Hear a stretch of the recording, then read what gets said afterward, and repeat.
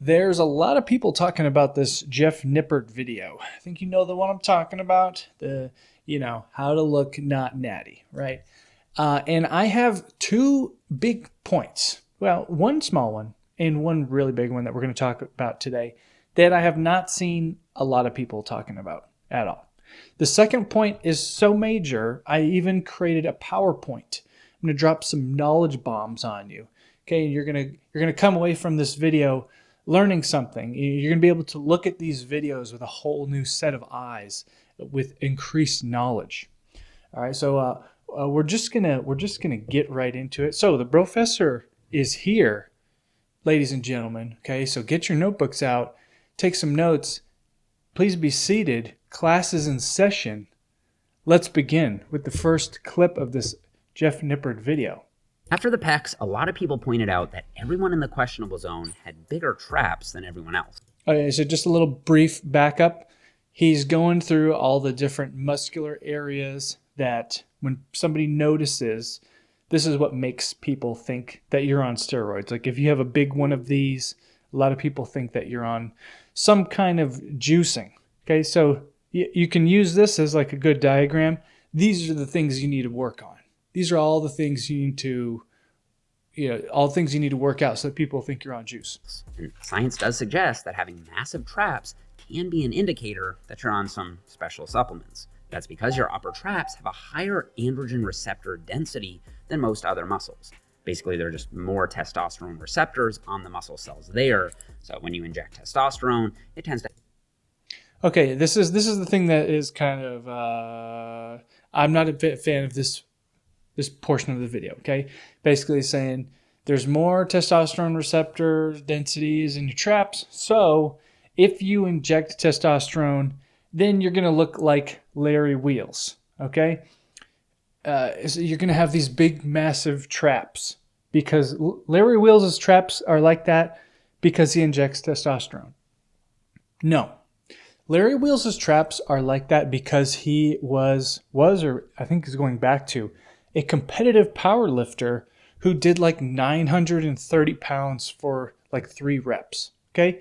The dude is an absolute meat monster, beast of a human being who deadlifts massive amount of weights, okay?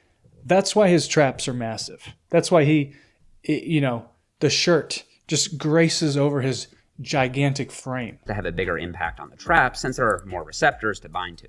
I never had the best traps personally, but I did manage to bring them up the best my genetics would allow. Obviously, shrugs are a staple. I disagree with the assumption that he just said that he brought his traps up the best that his genetics could allow. I disagree with that. I think that there's still plenty of room to make. Okay, and I think that one of the reasons that he's probably still saying that is let's look at the exercises. A good tip is to use a slightly wider grip and think about shrugging up and in.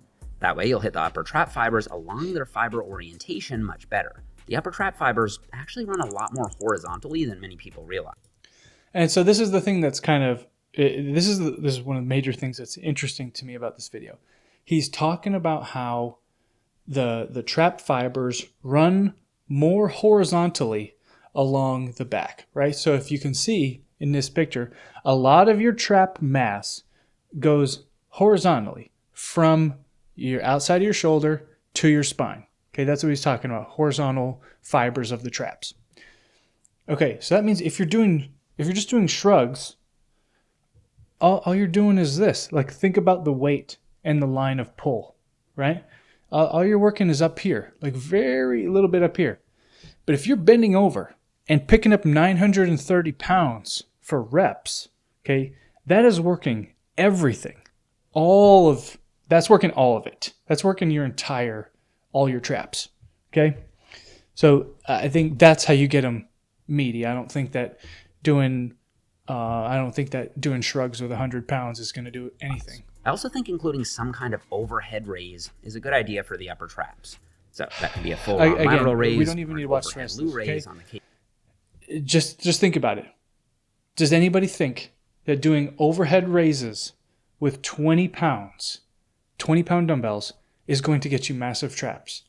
You just look at it. Just think at any like big strongman type person with like these massive traps, do you think they're in the gym doing overhead raises with little dumbbells? No. They're doing big, stupid farmer's carries and walking around and deadlifting massive weights. Okay, so that is that. Now we're going to talk about the big point, okay, the blood test results. And this is the super important part. And again, we're just going to play this clip to get a little bit of background information to let you know what the video is talking about, and then we'll jump over to my PowerPoint, okay? So basically, the thing is, for part of this video, he did blood work on everyone to prove that they're natty. Okay, so here we go. And despite that sounding authentic, I still want a little more confirmation. So while they get their blood drawn, I'll tell you what I'm looking for in someone who's natural. Most healthy young men will have testosterone levels between around 200 and 850. Okay, this is one of the few things I need you to pay attention to. We're looking at the general testosterone range, 200 to 850. Nanograms per deciliter. This is like old man, 850 is like teenager / 20-year-old. If you're over 1,000, that's a bit suspicious. Over 1,200 is very suspicious, and over 1,500 is basically impossible without steroid use. Pro bodybuilders will sometimes go well above 5,000. I've even heard of people going above 10,000, especially if they're not taking other drugs to suppress their levels. All right, now with that in mind, let's take a look at the blood results. Now, for the sake of full transparency, I have to say, there actually was one person who went above the normal range for testosterone. This is the bar graph of everyone's levels, and they range from... Okay, as you can see, we have the ranges of everyone's test levels from 400 to like a little over 600. Those are all, I guess by today's standards, I guess you could say they're normal, but, you know, from 415 to 689, except for one person who hit 928. Okay. Who do you think it was? It was actually subject number 6, Spencer. Everyone else was in the 400s to 600s, but Spencer's So this one guy's at 928. levels were substantially higher than everyone else's. So does that mean he's the fake natty? No. Well, to check and see, Okay, so this is the big important part, okay? So his testosterone level was high, so now Jeff is like, all right, alarm bell's going off. What's the next step? Here's how we're really going to tell. We're going to dig into the blood work so that the thing that my audience, I'm going to show off my science skills onto my audience. So we're going to look at the FSH and the LH. went ahead and got his luteinizing hormone and follicle stimulating hormone levels measured as well, since those hormones tend to drop very low with steroid use. We'll get into that a little bit later, but that's the thing that I want you to remember. That's the thing where I want you to pay attention to.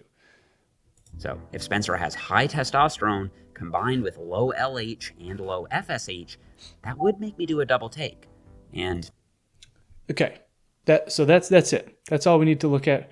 As it right turns here. out, his LH and FSH levels were totally normal, right in the middle of the reference range. In fact, Okay, the so if you go LH through and FSH. basically he went in there, he looked, everybody's FSH and LH levels were kind of within normal range, so therefore everyone's good because their FSH and LH would be low if they were on some sort of steroids. Okay, so that is where we get into my presentation, ladies and gentlemen. So yes, of course, it's me. We're doing a PowerPoint presentation. So we're doing the fatal error of the natty test. Thank you for joining me for today's presentation. The assumptions. Okay, this is assumptions for the video that we just watched. Blood work was done in individuals for the test. The test. You get it? Yeah, you get it. Okay, testosterone is expected to be in normal ranges. Otherwise, it might set off an alarm bell. LH and FSH are also expected to be in normal ranges because we're expecting everyone to be naturally natty, right? Okay. So the not natty indicators, what are these things might be? Okay, an abnormally high testosterone level, which has a very huge range. So that's kind of, is what it is. And then a low LH and FSH levels in comparison to a higher testosterone level. Just got a couple definitions here, really boring, but we need to hit on them really fast. I promise it'll be worth it. So you have GnRH, okay? It's a hormone released by the hypothalamus, signals the pituitary gland to release LH and FSH. All right, LH is essentially released by the pituitary gland. It tells your body to start producing testosterone. FSH is also released by the pituitary gland, tells your body to start creating, you know what, you see it on the screen. Okay, I don't know if I can say it. Okay, so why is that important? So this is something called the HPTA axis. It's like a normal cycle in your body. So you have your hypothalamus, pituitary gland, testes, androgens. So the hypothalamus releases GnRH, which we just talked about. That tells the pituitary gland to release LH and FSH. So when your testosterone is high, naturally or otherwise, your brain senses the high testosterone level and it shuts down the production of LH and FSH. And so that is what we talk about. You've heard people who say, when you're on steroids and your balls get smaller. Probably heard the Trend Twins talking about that at all. Low sperm count suppression. This is why. Okay, it's because your body is sensing that high test level and it's shutting off your body's production of its own natural testosterone. And so this is the actual function in your body that's doing that. This is what's causing it. Okay. So it's basically the hypothalamus that's starting it. Okay, so I'm going to tell you about something called enclomiphene. All right, so enclomiphene is a very popular drug in the TRT / hormone replacement therapy realm. And what enclomiphene does is that it blocks estrogen receptors in the hypothalamus, and it tricks your brain into thinking the estrogen is low, and it causes the GnRH release from the hypothalamus, which increases LH and FSH production, which restarts the natural production of your test and your production. Okay, so it's basically like nitrous for your body, natural nitrous for your, well, not natural, but it's basically nitrous for your body's test system. Whatever amount of testosterone your body is producing, enclomiphene just cranks it up. It just kind of turns everything up a little bit. A lot of times this is used as a post-cycle therapy. So after someone's been on just testosterone for a while, if you just take testosterone, that is going to shut down your natural production of testosterone and SPERM. Okay, so if your body is shutting that down, not creating anything, take enclomiphene, it kind of jump starts everything. That's why people use that as PCT. The effects of the enclomiphene are going to be negated if you're injecting the testosterone. That's because your brain is realizing the high test levels and is going to shut down the natural FSH and LH production. So they're going to be kind of fighting each other. Okay. So why is this important? Why am I bringing it up? Why is it relevant? Because right here. So if you're just taking enclomiphene, your LH and your FSH levels are going to be maintained. Your body's still going to be producing LH and FSH. Okay, so you're still going to be able to, still going to test at normal levels. And your testosterone and SPRM production are going to be increased or enhanced beyond what your body would normally do. Okay, and this is in contrast to HCG, human chorionic gonadotropin. So HCG mimics LH. It goes straight to, and it's important why I'm getting to this. I'm going to tell you why I'm talking about this in just a second. Okay, it mimics LH. It goes straight to the testes and stimulates your testes to produce testosterone, even if your brain shuts down. So if your brain gets the shut-off signal, HCG is going to go straight to the testes and tell your testes to turn on testosterone production and keep producing. So that's going to maintain your testicle size, keep your natural testosterone production going. It doesn't jumpstart that whole cycle that we talked about earlier, the HPTA. It just keeps your testes alive during suppression from injecting testosterone. Okay, so when you would use this is with any sort of TRT or injecting testosterone. So your LH and your FSH levels will still be low, but your body will be still able to naturally produce testosterone on its own. Okay, so why am I telling you this? Okay, so here's why. When it comes to all these natty or not tests, okay, especially when we're talking about, so we can look at the blood work and we can take a look at the test levels and the LH and the FSH levels. Okay, if somebody is taking just testosterone, they're not taking anything else with it, your body's going to naturally shut off your own natural testosterone production, okay? Your testes are not going to be creating testosterone. But if you, so that means if you suddenly wanted to, come off a little bit, or, like if you have some blood work coming up, so if you want to come off from that testosterone production, your test levels are going to dump and your LH and your FSH levels are going to be extremely low and suppressed, okay? So that's obviously not good. So that would be a good indicator, yeah, someone's on the squeeze, someone's squeezing the juice. But if somebody is on testosterone and HCG, your body's still naturally producing, and you can get all those effects from the injectable testosterone, or TRT, HRT, whatever you want to call it. And then let's say you have some blood work coming up, you can switch off of your TRT HCG combo and then go right into enclomiphene. You're still going to have that boosted natural levels, but since your body never stopped producing testosterone, it's a lot, because of the HCG, it's a lot easier for your body to naturally make that switch over to the enclomiphene and stay naturally producing. Okay, so you get back on the enclomiphene, you're going to have normal LH, FSH, and test levels, even slightly elevated test levels, if anything. Okay, so I say all that to say, how do you tell if somebody is natty from the blood work? You can't. Yeah, you can. Usually. You can't.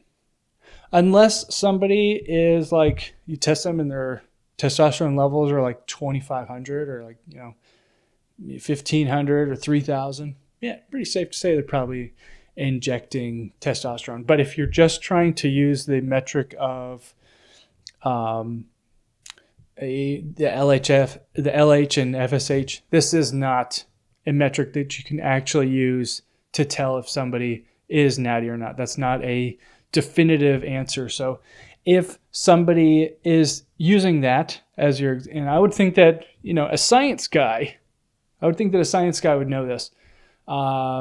Just because your LH and your FSH levels are looking normal, that does not mean you are natural at all. Does not mean it at all. Okay, so that's all I had to say. Hope you enjoyed the video. Hope you learned something. See you in the next one.